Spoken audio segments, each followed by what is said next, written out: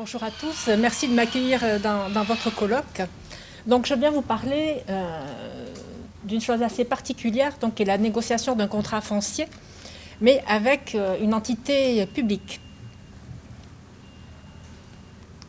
Donc, Vermillon, qui est une entreprise aussi canadienne, je le souligne, nous sommes donc basés à Calgary et nous avons une structure en France. Donc, en France, nous possédons 27 concessions d'exploitation. Je vous montre un exemple de concession donc sur le bassin, sur le sud-ouest de la France. Et le cas que je vais vous présenter se situe ici, à la pointe du Cap Ferret, qui est un milieu assez particulier, un milieu dunaire et sensible. Donc notre pratique au niveau des occupations de terrain est donc d'obtenir l'aval des propriétaires, des droits de passage pour les canalisations et des droits d'occupation pour les installations, sachant que le propriétaire du sous-sol est l'État.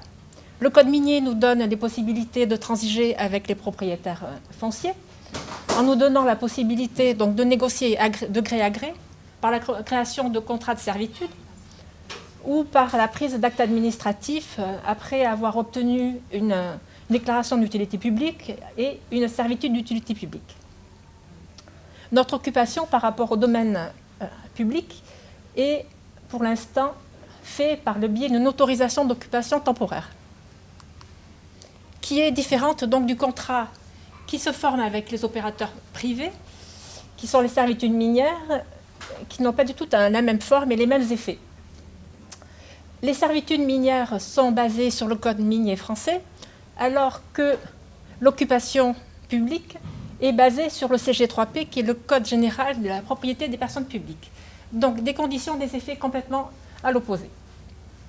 Avec les particuliers, nous négocions de gré à gré, nous créons donc un contrat, j'adapte les clauses du contrat.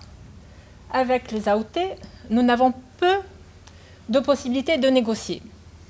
Les clauses sont imposées, l'indemnité est aussi imposée, et l'indemnité n'est plus une indemnité, c'est ici une redevance.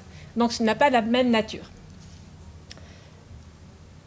La durée de l'autorisation est basée sur la durée d'exploitation pour le domaine privé et pour le domaine public. Elle est temporaire. Elle est aussi révocable, c'est très important, et donc est aussi faite par rapport à l'exploitant. En cas de désaccord par rapport au privé, nous avons des moyens juridiques de contester, de mettre en place des servitudes d'utilité publique avec l'aide du préfet, tandis qu'avec les AOT, là nous avons un contentieux administratif qui n'est pas du tout pareil et qui est plus long.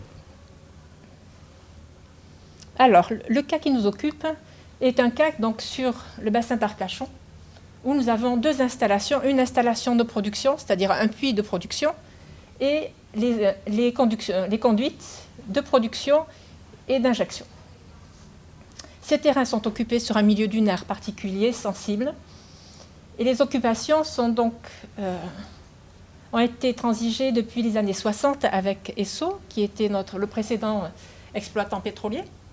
Avec Esso, la forme du contrat était une forme privée, de droit privé, donc contrat minier, avec des indemnités qui étaient calculées de façon assez succincte, 6 000 euros par an. Et maintenant, depuis les années 90, 97 et 2015, nous n'avons pas pu transiger avec le nouveau propriétaire qui est le Conservatoire du Littoral. Le Conservatoire du Littoral est une agence française publique qui gère le littoral français, les rivages lacustres, et qui est une aménagement quasi-étatique qui a tout pouvoir pour négocier ses contrats.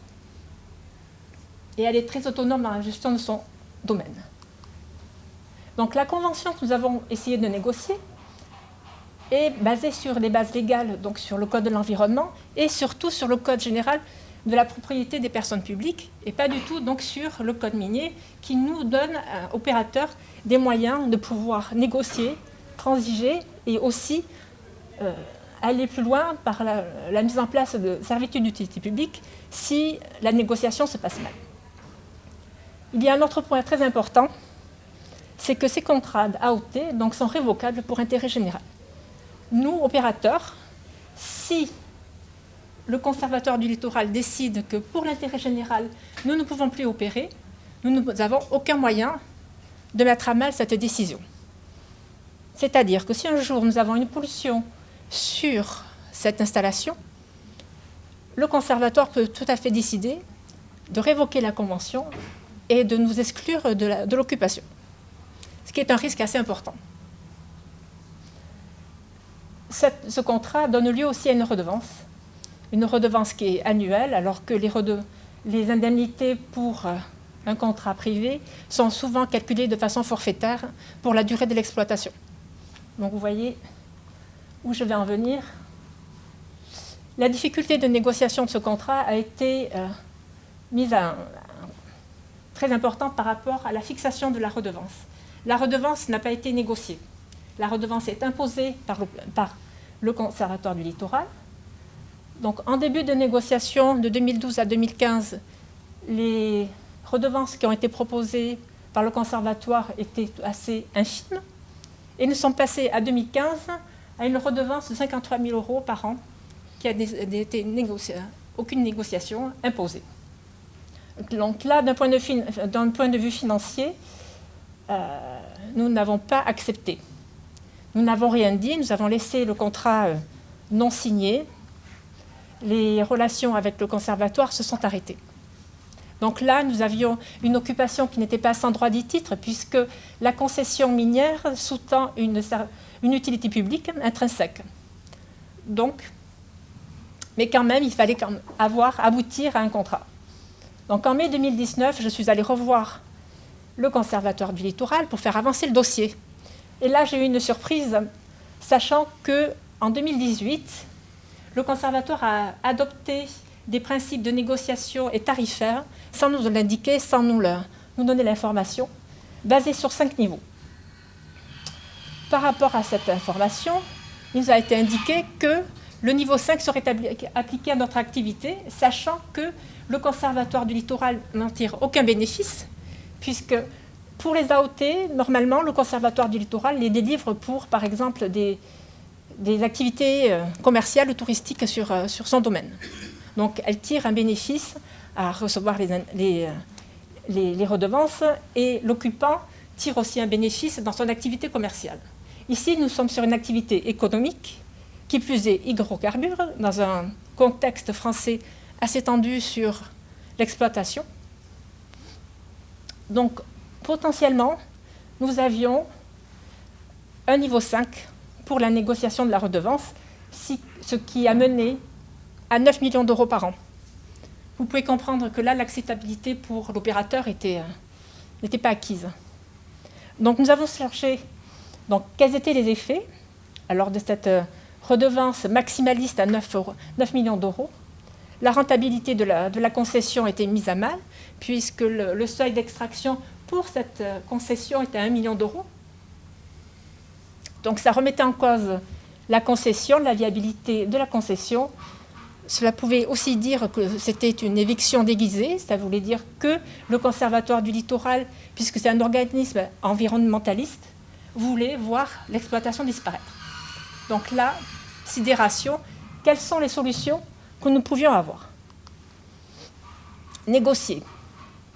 Donc normalement, la pratique veut que dans un contrat de gré à gré, en titre privé, nous négocions le contrat, on négocie les termes, on négocie le tarif. Ici, en termes de redevance, la négociation est assez difficile, la redevance est imposée. On pouvait éventuellement demander au conservatoire de justifier pourquoi il mettait un niveau 5 et proposer surtout des actions de compensation par rapport à notre activité pour faire baisser le niveau de tarifaire, compenser sur d'autres puits ou des parcelles qu'on aurait en propriété, sauf que la particularité de la France, c'est que les parcelles ne nous appartiennent pas. Voilà.